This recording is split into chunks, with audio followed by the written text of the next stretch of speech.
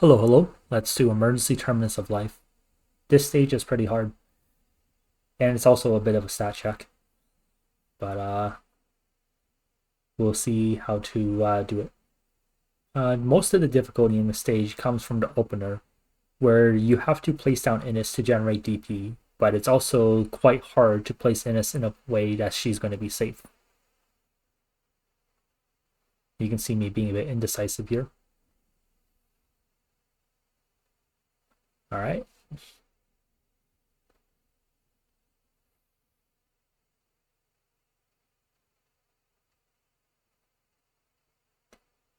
All right, so at the start of this stage, we can see that on the right side, the casters have spawned. On the casters have an RNG spawn, and they have spawned in the ideal way for us. They can also spawn a row up, in which case Ines' tile will be targeted by both of them at the same. Will be targeted by two casters. If you have max HP relics, that is still fine because then Ines can still tank. Otherwise, you should deploy someone to tank to bait the first hit, and that way Ines can get her skill off and plus be invisible. So we can see that instead, since we got a lucky spawn, we're going to we placed down Texas and then Degenbrecher, and by doing that, we were able to handle everything on the right. Meanwhile, on the left, we are using Ines to generate DP and kill that guy. Now we put down Milnar and Nightingale like this. Milnar is like this so that she can tank. He can tank. And while Reed is placed on the bottom to handle the mobs and the carts that come from there. Now, the purpose of the Milnar in this position is to basically be one of the baits for the Frozen Monstrosity. And to bait the caster hits in general. This placement is what we call the aggressive placement, and it is the ideal one if your stats are fairly high. It is, however, also fairly risky because what happens is that if your Nightingale or your medic cannot out-heal the enemies that are attacking it, there's going to be huge problems. Your entire front line will explode.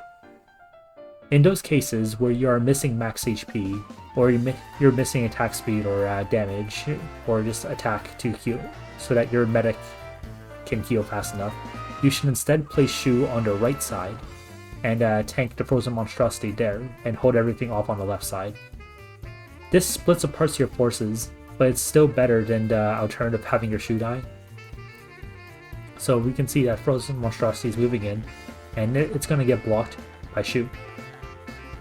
Meanwhile, on the bottom, we can see that Reed, Ella, and Ines are holding the bottom. And we are going to use Degenbrecher and Milnar to carry the top.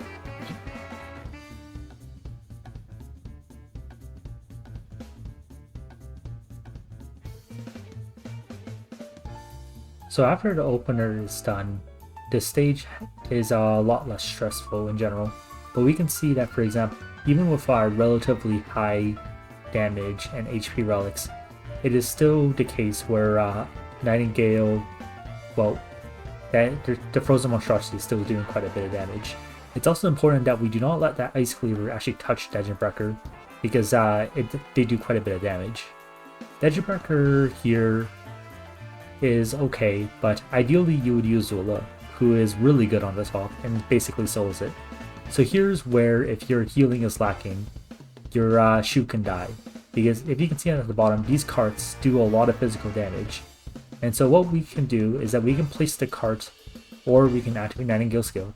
We can place the cages so that they are so that they bait the cart's hits instead of Shu. Either way, I didn't do that, it seems, so... And we can see that at the top, we're cycling Ray, Milnar, and Degenbrecher to kill all the casters. If the casters pile up, it is very hard to recover.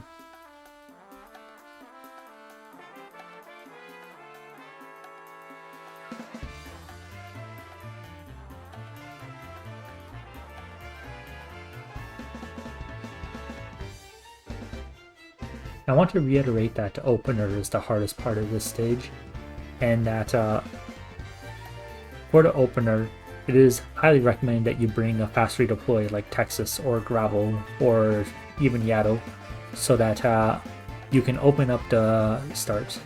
Yaddle is actually very good on this stage, mainly because with enough redeployments, you can use her to kill the casters on the right side or the left side.